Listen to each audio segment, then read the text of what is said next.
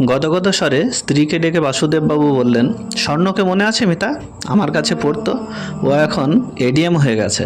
ভাবতে পারো, এই বয়সে অতিরিক্ত জেলা শাসক। হোয়াটসঅ্যাপে লিখেছে, স্যার আপনার ভাইয়ের কাছে বসে একদিন লেখাপড়া করেছি, সেই জন্যই তো আজ এত দূর আসতে পেরেছি। মিতা অর্থাৎ মিতালি ব্যানার্জি কোনো উত্তর করলেন না। বাসুদেববাবু বললেন, কিছু বললে না তো? একটু খিটখিটে ভাবেই উত্তর দিলেন মিতা, তোমার ছাত্ররা তো দেশে বিদেশে বড় বড় জায়গায় আছে, তাতে তোমার কি হলো? তোমার জীবনযাত্রায় পরিবর্তন কিছু এলো কি? কোথায় কোন ছাত্র কি হয়েছে, তুমি একেবারে আহ্লাদে আটখানা। তুমি কি পেলে বলো তো? সমস্ত আবেগগুলো হঠাৎ উধাও হয়ে গেল বাসুদেববাবুর মন থেকে। মনে হলো অনেক কথা। প্রায় 36 বছর আগে বিএসসি পাশ করেই চাকরি পেয়েছিলেন ভবতারিণী উচ্চ বিদ্যালয়ে। চাকরি করতে করতেই বিএড করেছিলেন, কিন্তু এমএসসি আর করা হয়ে ওঠেনি। যদিও অঙ্কের শিক্ষক হিসাবে তার বিপুল প্রসার, বিস্তর নামডাক। ক্লাস 5 থেকে একেবারে 12 পর্যন্ত ক্লাস নিতে হয় তাকে। যদিও সরকারি নিয়ম অনুসারে 11-12 ক্লাস নিতে হলে মাস্টার্স ডিগ্রি প্রয়োজন। যাকগে সে কথা। হাতে ধরে অঙ্ক শিখিয়েছেন বহু ছাত্রকে, তারা নানা জায়গায় সুপ্রতিষ্ঠিত, কিন্তু তিনি আজও ওই গ্র্যাজুয়েট স্কেলেই রয়ে গেলেন। সত্যি তো, কি পেলেন তিনি? তাকে নিয়ে কোনো হুটার বাজানো গাড়ি রাজপথে চলে না। তিনি এসে দাঁড়ালে কোনো আধিকারিক সসম্ভ্রমে দাঁড়িয়ে ওঠেন না। মনটা বেশ দমেই গেল বাসুদেববাবুর। রাত্রে ঘুমের ওষুধ খেয়ে ঘুমোতে হয়। আজ ওষুধ খেয়েও ঠিকমতো ঘুম এলো না। হয়তো ভোরের দিকে চোখ লেগে গিয়েছিল। সকাল সকাল উঠতে হলো। এখন তীব্র দাবদাহের কারণে কয়েকদিন ধরে মর্নিং স্কুল চলছে। সকাল 6:45 হাজিরা, সকাল 6:30 নাগাদ বেরোতে হবে। পরিষ্কার পরিচ্ছন্ন হয়ে সাইকেল নিয়ে এগিয়ে গেলেন স্কুলের দিকে। স্কুলে ঢুকতেই সব ভুলে গেলেন বাসুদেববাবু। প্রাপ্তি অপ্রাপ্তির কথা কিছুই মনে এলো না। প্রায় 1000 খানেক ছাত্র কল করছে চারদিকে। মনে হচ্ছে যেন অসংখ্য ফুল ফুটে আছে বিদ্যালয় জুড়ে। একটু পরে শুরু হবে ক্লাস। এদের শিখাতে হবে, এদের মধ্যে আদর্শবোধ জাগাতে হবে। একটু পরেই শুরু হবে রোজগারের লড়াই নয়। প্রথম পিরিয়ডে ছিল 7Cর ক্লাস। শিখবি না, শিখিয়ে ছাড়বো, এমন ভঙ্গিতে অঙ্ক করাচ্ছিলেন বাসুদেববাবু। হঠাৎ চোখ পড়ল শেষ বেঞ্চের দিকে। শুভাশিস ঘুমিয়ে রয়েছে। ক্লাস শেষ হওয়ার ঘন্টা পড়তে খুব বেশি দেরি নেই। ডেকে তুললেন শুভাশিসকে। ধুরমুর করে উঠে দাঁড়ালো সে।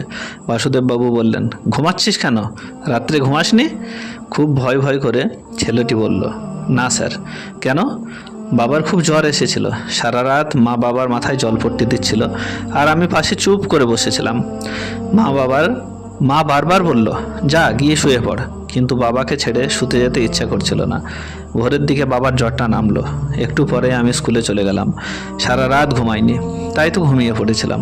বাসুদেববাবু সহানুভূতির সঙ্গে বললেন, আজ তাহলে না এলেই পারতি। একদিন স্কুল না এলে এমন কিছু মহাভারত অশুদ্ধ হতো না। সুভাষিস অকপটে বলল, আপনার ক্লাস করার জন্যই তো আসা, কিন্তু সেটাই তো করতে পারলাম না। চোখের কোণটা যেন চিকচিক করে উঠল ছেলেটার। বাসুদেববাবু জিজ্ঞেস করলেন, তোর বাড়ি কোথায়? ছেলেটি বলল, ঘোষপাড়ার 4 নম্বর কলোনিতে। তোর বাবা কি করেন? বাবা কলের মিস্ত্রি। কয়েকদিন ধরে জ্বর চলছে তো, তাই কাজেও যেতে পারছে না। একটু চিন্তিত মুখে বাসুদেববাবু বললেন, আচ্ছা ঠিক আছে, তুই বস। সন্ধ্যা নামার একটু পরে বাসুদেববাবু খুঁজে বার করলেন শুভাশিসদের বাড়ি। দরজায় কড়া নাড়তেই অল্প বয়সী এক মহিলা দরজা খুলে দিলেন। আপনি নিশ্চয়ই শুভাশিসের মা? বাসুদেববাবুকে মহিলা বিলক্ষণ চিনতেন। একেবারে অবাক হয়ে সসম্মানে বললেন, স্যার আপনি ভিতরে আসুন। শুভ, দেখে যা কে এসেছেন। বাসুদেববাবু ঘরে গিয়ে বসলেন। ঘর জুড়ে অভাবের চিহ্ন, তবে তার মধ্যেও রুচির ছাপ রয়েছে স্পষ্ট। শুভাশিস কাছে এসে দাঁড়াতেই বাসুদেববাবু বললেন, তোর বাবা কেমন আছেন? শুভাশিস বলল, আজ আর জ্বর আসেনি, তবে শরীর খুব দুর্বল। ঠিক আছে, আমি যাওয়ার সময় বাবাকে দেখে যাব। তুই এখন এক কাজ কর, আজকে তো আমার ক্লাসটা করতে পারিসনি, খাতা পেন নিয়ে আয়, অঙ্ক বইটাও আনিস। আজ ক্লাসে যা করিয়েছি তোকে শিখিয়ে দিচ্ছি। 40 মিনিটের ক্লাসে যা শিখিয়েছেন তা শেখাতে শেখাতে 1.5 ঘন্টা পেরিয়ে গেল। ছেলেটার আগ্রহ দেখে বাসুদেববাবু একেবারেই অবাক। বললেন, আমি এখন রোজই আসবো তোকে অঙ্ক শেখাতে। ছেলেটাকে অঙ্ক শেখাতে শেখাতে তার মধ্যে অগ্রগমনের বীজ বুনতে শুরু করে দিয়েছিলেন বাসুদেববাবু। ছেলেটা অনেক দূর যাওয়ার স্বপ্ন দেখতে আরম্ভ করেছিল। একদিন বাসুদেববাবু বললেন, তোর সবচেয়ে প্রিয় বিষয় কোনটা রে? শুভাশিস বলল, অঙ্ক আর অঙ্কন। ভালো বলেছিস তো, দুটোই চালিয়ে নিতে হবে একসাথে। অঙ্কের সঙ্গে অঙ্কনের কোনো বিরোধ নেই।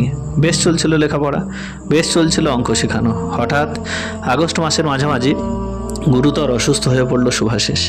ডাক্তাররা ঠিকমতো ধরতে পারলেন না রোগটা। ভেলোর যেতে হলো শেষ পর্যন্ত। বাবা মার সঙ্গে ভেলোর যাওয়ার সময় স্যারকে প্রণাম করে শুভাশিস বলল, স্যার, ফিরে এসে আবার শুরু হবে আমাদের অঙ্ক শেখা। শুভাশিস ফিরল না। শূন্য হাতে ফিরে এলো ওর নিঃস্ব মামা। খবর পেয়ে ওদের বাড়িতে দেখা করতে যেতেই বাসুদেববাবুর পায়ে পড়ে হাহাকার করে কেঁদে উঠলেন ওরা। আকাশকে যেন বিদীর্ণ করে তুলল সব হারানো দম্পতির কান্না। বাসুদেববাবু চোয়াল শক্ত করে বসে রইলেন। যখন উঠে আসবেন তখন শুভাশিসের মা একটা ড্রয়িং শিটে আঁকা ছবি বাসুদেববাবুর হাতে দিয়ে বললেন, এই ছবিটা আঁকছিল শুভ শিক্ষক দিবসে আপনাকে নিজে হাতে দেবে বলে। ছবিটা হাতে নিয়ে বাসুদেববাবু দেখলেন শুভাশিস খুব যত্ন করে তার মাস্টারমশাইয়ের ছবি এঁকেছে। জীবনের শেষ ছবি এঁকেছে শুভাশিস। একটু অসম্পূর্ণ রয়েছে ছবিটা। নিচে লেখা রয়েছে, আমার আদর্শ। বাড়ি ফিরলেন বাসুদেববাবু। থমথমে মুখ গিন্নিয়েছে বললেন, কি হলো, এরকম চোখ মুখ করে আছো কেন? ছবিটা এবার ঘরের টেবিলে নামিয়ে রেখে চিৎকার করে কেঁদে উঠলেন 59 বছর বয়সের বাসুদেববাবু। কান্না থামলে বললেন, মিতা, আমরা মাস্টারমশাইরা হয়তো অনেক কিছুই পাই না, কিন্তু আমরা যা পাই আর কেউ তা পায় না।